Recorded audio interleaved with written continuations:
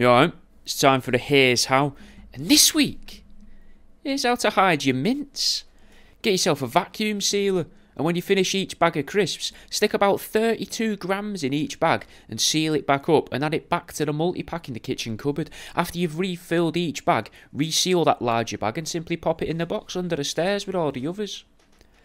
The last thing you want is people noticing your pocket meat in your trousers, so get yourself an extra tighter pair of trousers to wear underneath your joggers so that you can have a good 80 or so grams in each pocket without it being visible to other people in the shopping centre. That way, you don't have to sacrifice carrying your keys, wallet and phone either. Plus, the mince stays warmer.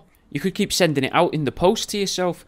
A pricey way to conceal your long, thin, cylindrical beef, but an effective way of hiding it from a suspicious spouse or doctor.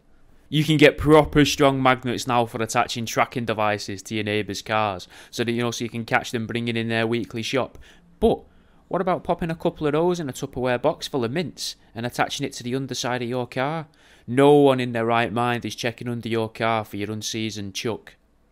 You need to be cautious if you're going to keep a lot of it in the garden, but you could protect it from potential pests by using wire fencing to keep away larger predators like foxes and badgers, a chalk ring to keep ants at bay, and a copper circle to keep the slugs and snails out of it. However, you will have to make sure you properly research your local wildlife and neighbours' mental capacity to make sure that they can't figure out that you've got kilos of ground up dead cow hidden underneath your decking boards. You can easily sew a thinner beanie to your casual winter beanie, and if you waterproof it so that your head sweat can't affect the integrity of the meat, you could keep a couple handfuls wrapped around your skull, conveniently a half arm's reach away and right under the nose of any taller beef enthusiasts. It can be embarrassing to unveil your mince in front of officials like train ticket inspectors, so sometimes it's best to leave the house with your bags of steak worms in a shopping bag, hidden in plain sight, mate.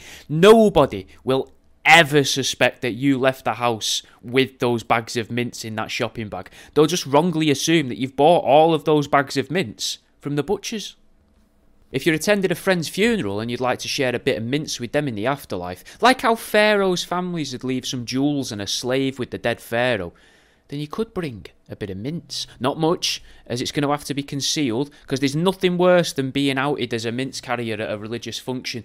People are just going to accuse you of making the day about yourself, and they're not going to understand or even care to fathom why you might bring your mince with you to your friend's burial. Now, I wouldn't normally recommend this, but a bit of cooked mince might be more appropriate in this situation.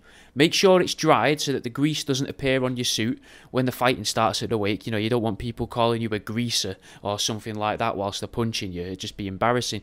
Then, as people throw dirt on the coffin of your dead mate, you can pretend to pick some dirt up off the ground and release some of the sleeve mince in your palm using that stringed release device you built the night before that attaches to your cufflink. You may even be able to openly fidget with your cufflink to release the mince, because people are just going to think you're emotional and fidgeting because of the death of this particular co-worker.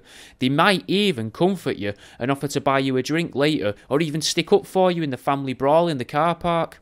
Upon releasing the cooked mince into your palm, you can throw it down on your acquaintance's coffin, just disguised as dirt, and then the dead man's body of the funeral you crashed gets a bit of mince to remember you in the afterlife. It can be hard to navigate your daughter's parent-teacher evening as a card-carrying mincer, as you don't want all the other teachers bullying her for her dad coming to support her while she talks to her students' mums, let alone them lot finding out that you've got a pound of room-temperature minced beef on your person and you don't even have a child attending the school. Moral support can often be hard to offer, but there is a current fashion trend of high-soled shoes, so you can easily carve out some of the sole of the shoe and pack that full of mince. The mums and dads are going to think you're a trendy guy, your daughter knows that her dad cares about her career choices, and you can have your ground beef, as the Americans call it, as close to you as possible without rousing suspicion. Bringing your mince to work can be tricky as a self-employed person, but there's lots of ways that you can secrete your meat without your customers ever catching on. Let's say you're a carpet fitter, right? There's loads of empty space in a Stanley knife. Most people are just going to assume there's spare blades in that handle, but not in yours. You've got about 15 grams of mince in yours. And let's say you're a travelling fish salesman. The last thing you need is your customers seeing that you keep beef in the van.